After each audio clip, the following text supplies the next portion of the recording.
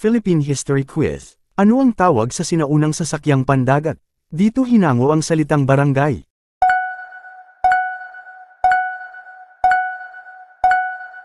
Sagot, B. Balangay. Ano ang tawag sa pinuno ng isang barangay?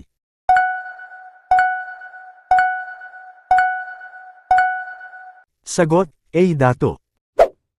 Alin sa mga antas ng lipunan ng mga sinaunang Pilipino ang kasama ng dato sa pakikidigma?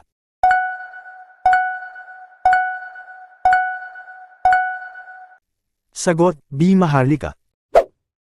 Alin sa mga antas ng lipunan ng sinaunang mga Pilipino ang karaniwan at malalayang mamamayan ng barangay?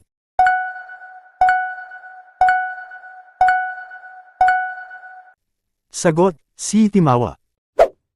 Anong uri ng alipin ang pinahihintulutang makapag-asawa, magkaroon ng sariling ari-arian, at hindi maaring ipagbili?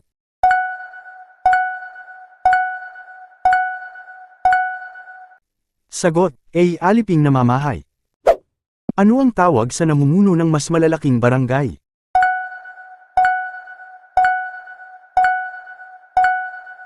Sagot, C. Raha. Anong uri ng alipin ang maaring ipagbili, walang sariling ari-arian, at kailangang humingi ng pahintulot sa kanyang Panginoon kung nais nitong mag-asawa?